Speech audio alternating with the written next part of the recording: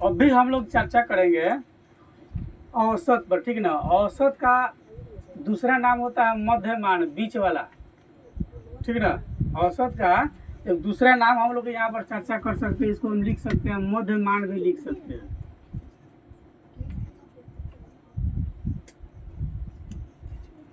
ठीक है। ये भी होता है मध्यमान, यानी कि बीच का जो मान होता है ना उसी को औसत कहा जाता है। किसी भी संख्या के जो बीच का जो मान होता है वही औसत कहलाता है, ठीक ना। जैसे हम काउंटिंग कर लिए 1 2 3 4 5 कर लिए, इसके बीच का मान कितना होगा? बीच वाला 3 होगा, तो इसका मध्य मान हो गया 3। आप उसका औसत भी निकाल करके देखिए 3 आएगा, यानी कि बीच वाला ही होगा। ये तो कह ही रहा है कि औसत का मतलब बीच वाला होता है। आप उसका नॉर्मल औसत कहीं पर निकाल लीजिए, जैसे हम यहाँ पर देख देते हैं 1 2 3 4 5, ठीक है। औसत मान का फॉर्मूला क्या होता है? क्या कि दी गई राशियों का कुल योग बटे दी गई राशियों की संख्या। इसका योग पूरा देख लीजिए कितना हो जाएगा। योग करेंगे तो 1 + 2 + 3 + 4 + 5 कर लेंगे हम, ठीक है। अब बाई कितना हो जाएगा? 1 2 3 4 5, नीचे ही 5 हो जाएगा भाई, ठीक है। इसको जोड़ लीजिए 5 4 9 3 12 और 2 14 1 15, काटिए इसको, यही ना आ रहा है, ठीक ना। ये हमेशा आप दिमाग में बात रखिएगा कि औसत का दूसरा नाम मध्यमान भी होता है, यानी अपनी भाषा में कह लीजिए तो बीच वाली, ठीक ना। जो बीच में पड़ता है ना वही औसत मान होता है, उसी पर हम लोग आज चर्चा करेंगे, ठीक है। तो आगे हम लोग बढ़ते हैं। तो औसत का अगर किसी भी संख्या की औसत अगर दिया है और वह समझ से परे है तो उसके लिए आप इस फॉर्मूला का उपयोग करेंगे कि दी गई राशियों का कुल योग बटे दी गई राशियों की संख्या हम ज्ञात करेंगे, ठीक है। अब दूसरा फॉर्मूला हम लोग कि प्राकृत संख्याओं का औसत कितना होगा, ठीक है ना। तो प्राकृत संख्या किसे कहते हैं? तो गिनती की संख्या को हम प्राकृत संख्या कहते हैं, ठीक ना। अब उसमें वो शून्य जोड़ देंगे तो वो पूर्ण संख्या हो जाएगा। जैसे 1 2 3 4 5 6 7 8 9 10, आगे अनंत तक जहाँ तक चले जाइए आपका प्राकृत संख्या है। अब उसमें शून्य से शुरू कर दीजिए, 0 1 2 3 4 5, ठीक ना। तो क्या हो गया? पूर्ण संख्या हो गया आपका, ठीक है। तो प्राकृत संख्याओं का औसत अगर हमको ज्ञात करना होगा तो उसमें दो तरह की बातें हो सकती है। या तो होगा लगातार n प्राकृत संख्याओं का औसत, n मतलब संख्या से, n को n शॉर्ट नेम है, इसका पूरा करेंगे तो n for number, n for number, number माने संख्या, ठीक है। तो यहाँ पर लगातार n प्राकृत संख्याओं का अगर हमको औसत ज्ञात करना होगा तो n + 1/2 कर लेंगे, निकल जाएगा हमको। जैसे क्वेश्चन दे दिया गया कि लगातार 25 प्राकृत संख्याओं का औसत ज्ञात कीजिए, ठीक है। तो हमारा इसमें n का वैल्यू कितना है? n अगर हटाएंगे, n फॉर नंबर मतलब संख्या, तो लगातार 25 प्राकृत संख्याओं का औसत ज्ञात कीजिए, ठीक ना। तो n का मतलब संख्या हो गया। तो यहाँ हमको 25 प्राकृत संख्याओं का औसत निकालना है, तो 25 + 1/2 कितना आ गया? 13। कितना आ गया? 13। और इसको हम काउंटिंग के सीरियल इस हिसाब से भी अगर लिखेंगे ना, 1 2 3 4 5 6 7 8 9 10 11 12 13 14 15 16 17 18 19 20 21 22 23 24 25 पर जब चले जाएंगे तो 25 जो है, तो हम 25 का मध्यमान निकालेंगे। तो 25 का मध्यमान कितना हो जाएगा? 12.5। आधा में नहीं आना चाहिए भाई का। अब देखो 25 को बेटा है, अब कहेगा आधा माई ओरी रहेगा आधा पिताजी ओरी रहेगा, तो कैसे बटाएगा? है 12.5 को बटाएगा ना। एगोरा के आधा हाथ गोरे कोरी, एगोरा के आधा आधा मतलब कि हाथ गोर ये कोरी कर दीजिए ना, आधा तो नहीं हो जाएगा। तो 12 को इधर बांट दिया, 12 को इधर बांट दिया, तो बीच में कौन बच गया? 13। तो 13 ना हो गया मध्यमान। कितना आया है? यहू में तो 13 ही आ रहा है का, यानी बीच वाला संख्या को हम क्या कहते हैं? औसत कहते हैं। बीच वाला संख्या को औसत कहते हैं, मध्यमान कहते हैं, ठीक ना। यहाँ ये हो गया, यानी कि मिडल वैल्यू, मिडल माना होता है मध्यमान। आई औसत है तो एवरेज हो गया, ठीक है। बीच वाला होगा तो बिटवीन हो जाएगा। लेकिन सभी बात एक ही चीज़ है, ठीक है ना। सभी बात क्या है, एक ही चीज़ है, ठीक ना। तो लगातार अगर n पर की संख्याओं का जब भी औसत निकालने के लिए कहता है उसके बीच में किसी तरह का अंतर नहीं है, ठीक है, तो क्या करेंगे हम n+1/2 कर लेंगे, आसानी से निकल जाएगा, ठीक है। दूसरा है कि लगातार n पर की संख्याओं के वर्गों का औसत निकालना होगा ना, वर्गों का औसत। तो वर्ग आता है ना सबको, स्क्वायर कर देंगे, जो संख्या होगा उसका स्क्वायर कर देंगे, यानी कि डबल। 2 होगा तो 2 में 2 से गुना कर दीजिए तो वर्ग निकल जाएगा। 4 होगा तो 4 में 4 से गुना कर दीजिए, वर्ग हो जाएगा। 5 में 5 से कर दीजिए, उसका वर्ग हो जाएगा। या इस सब को आप सेकेंड बार रिवाइज कर रहे हैं, फर्स्ट बार रिवाइज कर चुके हैं आप लोग, ठीक ना। तो लगातार n प्राकृतिक संख्याओं के वर्गों का अगर औसत हमको ज्ञात करना पड़ेगा तो उसके लिए क्या फॉर्मूला है, n+1, ठीक ना, इंटू फिर 2n+1, ठीक ना। n+1 इंटू 2n+1/6 कर लेंगे हम, ठीक है। अब एग्जाम्पल में एक दे दिया गया कि कन्फ्यूजन नहीं हो, तो लगातार 6 प्राकृतिक संख्याओं के वर्गों का हमको औसत चाहिए। तो 6 प्राकृतिक संख्या क्या है, 1 का ये वर्ग है, 2 का है, 3 का है, गड़बड़े लिखा गया, चलिए ये सब का है, ये 1 का है, 2 का है, 3 का है, 4 का है, 5 का है, 6 का है। ये सब को वैल्यू जब तोड़ेंगे तो क्या करेंगे, अगर 6 का तोड़ेंगे तो 6 में 6 से गुना करेंगे, ठीक ना। तो इस तरह से जब हम आगे बढ़ते हैं तो कितना हो जाएगा हमारा, यहाँ n का वैल्यू कितना है, 6, n का वैल्यू कितना 6 दिया है, क्या कर लिया 6+1, जैसे n है ना, n को ठीक n को हटा दिया, वहाँ पर 6 भेज दिए, ठीक ना। जैसे दादाजी के मरने के बाद उस जगह प्रॉपर्टी का मालिक कौन होगा, पिताजी, ठीक ना। तो यहाँ पर ये नहीं, दादाजी को हटा दिया, सेम चीज यही रहेगा, खाली दादाजी को हटा के पिताजी को डाल देना है। दादाजी के बाद वैल्यू संपत्ति का मालिक कौन बनेगा, पिताजी बनेगा ना, पिताजी के बाद ना आप बनिएगा, ठीक है। तो यहाँ से दादाजी को हटा दिए, ठीक ना, और किसको ले दिए, पिताजी को। अच्छा ये अगर हमको 6 है ना, तो 6 अगर 7 भी प्राकृतिक संख्याओं का वर्गों का निकालना होगा तो यहाँ पर ये 6 रहेगा, ये नहीं चेंज होगा, से नहीं कि आप इससे इसका जो है ना मैनेजिंग कर लीजिए कि यहाँ 6 है तो यहाँ भी 6 होगा, ऐसी बात नहीं है, ठीक ना, ऐसी बात नहीं है। यहाँ पर ये 6 अवेलेबल रहेगा कि भले हमारा संख्या यहाँ पर 16 का है नहीं हो जाए, लेकिन यह जो है 6 ही रहेगा, इसमें कोई परिवर्तन नहीं होगा, ठीक है। तो यहाँ पर हम निकाल लिए, तो निकालने के लिए 6 जो है या जहाँ जहाँ n है वहाँ पर हटा करके क्या डाल दिए, हम 6 डाल दिए, ठीक ना। अब इसका प्रक्रिया कर लिए 6+1, ठीक है। यहाँ 2n है तो 2 गुने 6 कर लिया प्लस 1 कर लिया हम, ठीक है। अब आगे बढ़ रही है तो 6 1 7 गुना 2 6 12 + 1 है तो 12 + 1 कर लिया, तो 7 गुने उधर ले जाए, 7 गुने कितना हो गया 13, 12 1 13 हो गया। यहाँ हो गया तो 13 सते 91/6, मर्जी हो तो काटिए, नहीं मर्जी हो तो मत काटिए, ठीक है। यहाँ तक हम पहुँच गया कि अगर लगातार n प्राकृतिक संख्याओं के वर्गों का अगर औसत हमको ज्ञात करने के लिए कहता है तो हम n+1 इंटू 2n+1/6 की फॉर्मूला लगा लेंगे, जहाँ n का वैल्यू वह संख्या होगा। अगर कहता है 6 लगातार 6 संख्याओं का ज्ञात करना हमको तो n बराबर 6, कहेगा नहीं लगातार 8 प्राकृतिक संख्याओं के वर्गों का औसत ज्ञात कीजिए, तो n का वैल्यू कितना होगा 8 होगा, ठीक है।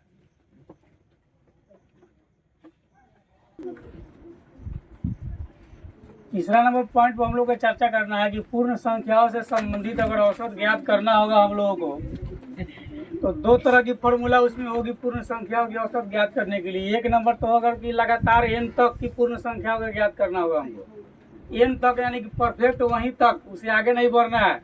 जैसे एग्जाम्पल है लगातार 30 तक पूर्ण संख्याओं का औसत ज्ञात कीजिए, ठीक है ना। तो एकदम सीरियल नंबर से उठाइएगा, 30 तक कहता है तो 0 1 2 3 4 5 इत्यादि करके आप संख्या को उठाएंगे, ठीक है। तो उसका फॉर्मूला क्या है n/2, तो n का वैल्यू कितना है 30, ठीक ना। तो यहाँ पर 30 है, नीचा 2 डाल दिए, काट दिए, कितना आएगा 15 आएगा, और जोड़ेंगे भी तो उतना ही आएगा, कोई इधर उधर की बात नहीं, ठीक है। दूसरा है कि लगातार किसी भी n पूर्ण संख्याओं का औसत ज्ञात कर लेना होगा, ठीक है ना। हो सकता है 2 से शुरू करेगा कि लिखे दे, क्वेश्चन लिख दे कि नहीं 10 से लेकर के 20 तक के संख्याओं का पूर्ण हमको औसत ज्ञात कीजिए, 10 से लेकर 20 तक के पूर्ण संख्याओं का औसत ज्ञात कीजिए। तो उस तरह के प्रश्न के लिए n-1/2 कर लेंगे हम, ठीक है। जैसे लगातार 20 पूर्ण संख्याओं का औसत देख लीजिए, तो 20-1/2, ठीक ना। तो 19/2 हो गया, काट दिए तो 9.5 हो गया। इस तरह के रहेगा। इसमें और इसमें अंतर है, दोनों के बात समझिएगा। ऐसा नहीं कि जब क्वेश्चन मिले तो कंफ्यूज हो जाइएगा। ये कहता है कि n तक, इसे आगे नहीं है, यानी कि निश्चित है। लेकिन यह कहता है कि 10 से उठा लीजिए, तो 10 का नीचे से नहीं ना लेंगे हम। कहेगा नहीं 20 से 50 तक की पूर्ण संख्याओं का औसत दीजिए, तो फिर उसके लिए आपको इस फॉर्मूला का उपयोग करना पड़ेगा। दूसरा है कि n सम संख्याओं से संबंधित औसत। अगर सम संख्या से संबंधित प्रश्नों का अगर हमको औसत ज्ञात करना है, तो सम संख्या में पूछे ना, वह संख्या जिसमें 2 से पूरा भाग लग जाता है उसको हम क्या कहते हैं, सम संख्या कहते हैं, ठीक है। तो लगातार n सम संख्याओं का औसत अगर ज्ञात करने के लिए कहता है तो उसका नॉर्मल फॉर्मूला है n+1, ठीक है। क्वेश्चन है कि 4 सम संख्याओं का औसत ज्ञात कीजिए। तो पहले हम सीरियल नंबर से सम संख्या काउंट करेंगे। सबसे छोटा सम संख्या क्या होता है, 2, 2, 4, 6, 8, 4 पूर्ण गया, वहां पर रुक जाएंगे हम। कहा कि 4 सम संख्या का औसत है, 4 सम संख्या लिख दिए, 2, 4, 6, 8। यहाँ n का वैल्यू कौन है, 4 है। सम संख्या कितनी है, 4, n संख्याओं का सूचक है, ठीक है। तो यहाँ n=4 है, तो फॉर्मूला n+1, तो 4 + 1 = 5 हो गया। इसको जोड़िए लीजिए, 8, 6, 14, 4, 18, 2, 20, और 20 में कौन है, 1, 2, 3, 4 से भाग दिए, 4 बचे 20, 5 आएगा ना।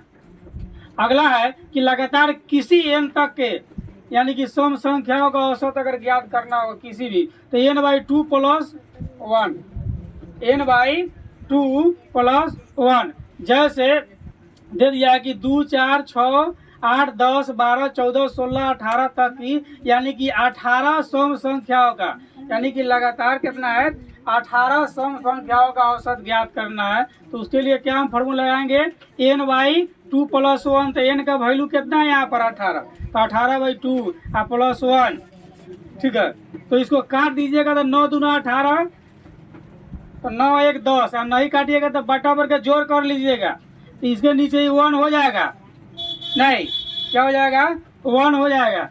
तो लघुत्तम कीजिएगा तो 2 1 का 2 आ गया, नहीं, और 2 में 2 से भाग दिए तो 1, तो 18 के 18, आप +1 में 2 से दीजिएगा तो 2, नहीं, तो 1 में 2 से गुना कर लीजिएगा तो कितना आएगा, 2 आएगा। तो 18 2 20/2 = 20/2, काट दीजिए, 10 आ गया, ठीक है। इस सम संख्या तक की संख्याओं का औसत निकालने का फॉर्मूला हम लोग देख लिए, ठीक है। और फिर आगे चर्चा करते हैं।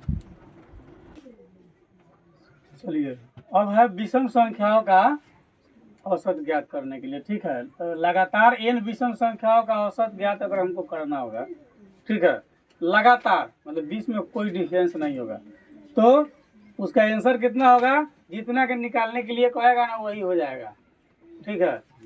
जैसे 5 विषम संख्याओं का औसत ज्ञात करने के लिए कहता है 1, 3, 5, 7, 9, ठीक ना। यहाँ n कितना है, 5, तो क्या है, संख्याओं का औसत बराबर है n, तो 5 का है तो 5 हो जाएगा। जितना के कहेगा लगातार के उतने हो जाएगा, बिना जोड़े उड़े एकदम आँख मूंद के बोल दीजिएगा, वही होगा, ठीक ना। अगर जांच करना हो तो जोड़ लीजिए इसको, 9 7 16 5 21 और 4 25 और 5 से भाग दीजिए 5, ठीक है। अगला है लगातार n तक की विषम संख्याओं का औसत, यानी कि कन्फर्म नहीं है कि 20 से 30 होगा, 30 से 40 हो सकता है, 40 से 50 तक हो सकता है। तो उस तरह का जब रहेगा तो n+1/2 कर लेंगे हम। देखिए n+1/2 का फॉर्मूला कई जगह है, इसको आप हमेशा ध्यान में रखिएगा, किस में किसको लगाएंगे हम। तो अगर कहता है कि नहीं 11 तक की विषम संख्याओं का औसत ज्ञात कर लीजिए, सपोज तो 11 13 15 जहाँ तक कहता है कि वहाँ तक निकालिए, तो 11 तक की विषम संख्या हो गया 1 3 5 7 9 11 तक हो गया। तो यहाँ n का वैल्यू कितना है, 11, नहीं, तो फॉर्मूला क्या है, n+1/2। बताएं कि सीधे n को हटा देना, उसके जगह पर जो है उसको डाल देना। n को हटा दिए तो 11 + 1/2, इसको जोड़ लिया, 11 1 12/2 काट दिया 6, ठीक ना। अगर इस तरह से है कि लगातार एन तक की विषम संख्या का औसत ज्ञात करना है तो आप इस फॉर्मूला का हमेशा उपयोग करेंगे। दूसरा है औसत चाल अगर ज्ञात करना होगा, औसत चाल अगर ज्ञात करना होगा, औसत चाल का मतलब है जैसे मान लीजिए सुबह से लेके शाम तक, ठीक ना, सुबह से लेके शाम तक अगर आप चले, मान लीजिए यहाँ से सीतामढ़ी तक आपको जाना है तो 1 घंटा में 5 किलोमीटर चले, दूसरी घंटा में 6 किलोमीटर चले, तीसरी घंटा में 8 किलोमीटर चले, चौथी घंटा में 13 किलोमीटर चले, पाँचवीं घंटा में 18 किलोमीटर चले। तो समान चाल तो आपका है नहीं, तो समान चाल नहीं है तो औसत चाल ज्ञात करना पड़ेगा। तो औसत चाल के हम लिए क्या करेंगे, तय की गई दूरी जितना 5 किलोमीटर, 2 किलोमीटर, चाहे 18, सबको जोड़ लेंगे, सबको जोड़ लेंगे। और जाने में समय कितना लगा, अगर सुबह से शाम तक जाते रहे तो 12 घंटा लगा, ठीक ना। तो नीचे क्या करेंगे, 12 घंटा से हम भाग दे देंगे, उसका औसत हमारा चाल आ जाएगा, ठीक ना। तो ये कन्फर्म हो गया, इसमें विशेष चर्चा नहीं करना। जैसे इसको मान लीजिए आप चले कहाँ से,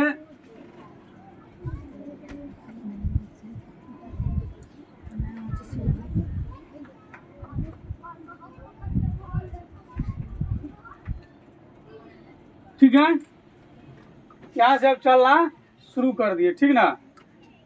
आपको नया गांव से शिवहर पहुंचने में समय लगा भाई 4 घंटा, मान लीजिए 4 घंटा तो नहीं लगे, लेकिन मान लिया जाए कितना लगेगा, 4 घंटा लग गया, ठीक है।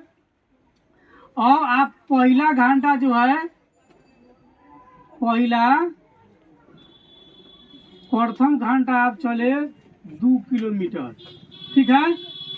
दूसरा घंटा आप चले 4 किलोमीटर, ठीक ना। और तीसरा घंटा 8 किलोमीटर चले मान लीजिए, ठीक ना। और चौथा घंटा 3 किलोमीटर चले। तो हमको औसत चाल अगर इसे ज्ञात करना पड़ेगा तो क्या करेंगे, हम सबको जोड़ लेंगे, 2 अच्छा पूरा किलोमीटर के 2 किलोमीटर, 4 6 किलोमीटर, और 8 14 किलोमीटर, ठीक ना। और 3 17 किलोमीटर। तो पूरा हो गया, तय की गई दूरी कितना, 17 किलोमीटर, ठीक ना। और समय कितना लगा, 4 घंटा, तो 17/4 ये हो गया औसत चाल, ठीक है। अगला है, अब आपको क्वेश्चन, अब फॉर्मूला जो है लगभग इसका कन्फर्म हो गया। ये क्वेश्चन है कि 5 लड़कों का आयु क्रम से, 5 लड़का है, ठीक ना, राम, श्याम, मोहन, अमर, रमेश इत्यादि करके नाम है। 5 लड़कों का आयु जो है क्रम से 13 वर्ष, 15 वर्ष, 11 वर्ष, 9 वर्ष तथा 8 वर्ष का है। 5 गो लड़का है, सब अलग अलग आयु का है। हमको औसत आयु चाहिए बच्चों का, ठीक ना। तो इन बच्चों की औसत आयु ज्ञात करना है तो क्या करेंगे, लड़कों का औसत आयु क्या हो, औसत आयु लिख देंगे, और इसका फॉर्मूला क्या होता है, दी गई संख्याओं का कुल योग, ठीक ना। तो लड़कों के कुल आयु का योग अब बटे लड़कों की संख्या, क्या होगा यहाँ पर, लड़कों के कुल आयु का योग बटे लड़कों की संख्या। तो लड़कों के कुल आयु का योग 8 वर्ष, 9 वर्ष, 11 वर्ष, 13 वर्ष, 15 वर्ष।